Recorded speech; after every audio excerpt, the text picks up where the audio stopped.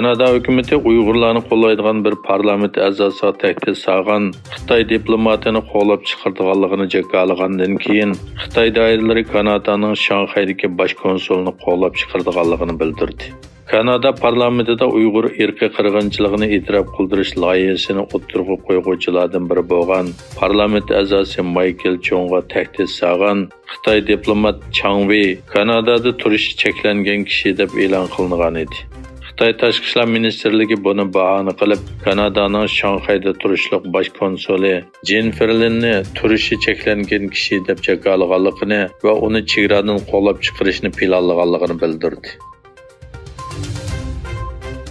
Amerikadagi dаңliq oliy maktablarning biri bo'lgan George Washington Universiteti yaqinda Uyg'urshunoslik tadqiqoti uchun 900 ming Amerika dollari mablag' topshirib oldi.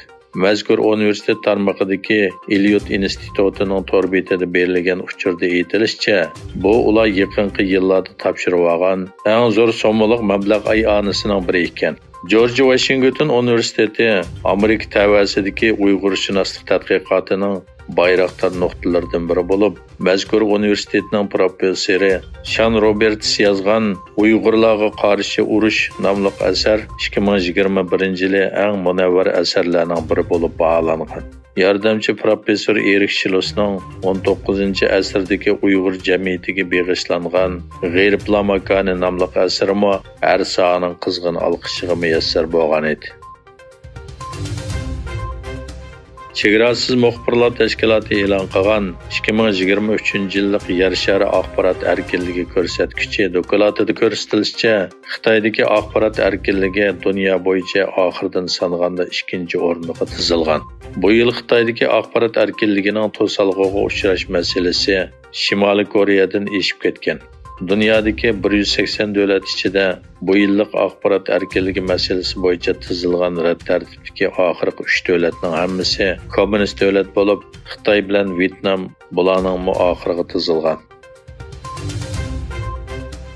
Xitoyning Yevropaga solgan mablag'i o'tgan 10 yilga yaqin vaqt ichida eng tuvan nuqtaga tushib qolgan bo'lib, buningga Yevropa davlatlarining Xitoyga qaratgan bir qator cheklamalar sabab bo'lgan. Bir tadqiqotga qaraganda, Yevropaning texnika va ul aslaha sohasida o'ttirg'i qo'yilgan Xitoyga aloqador 16 turli kelishimning uni nazorat qilib boshqarish tarmoqlari tarafidan to'sib olingan. Dokladda Xitoyning Yevropa ittifoqi va Angliyaga solgan umumiy mablag'ining 2022-yili 22% tuvallab 7 milliard 900 million yevroga tushib qolganligi o'ttirg'i qo'yilgan. Xitoy Kompartiyasi Markaziy hukumati Tashqi ishlar komiteti ishxonasining mudiri Wang Yi Xitoy va Angliyani yangi dunyo tartibidagi yo'linishni muvofiq to'g'rilagandan keyin ikki davlat munosabatini ilgari surishga chaqirdi.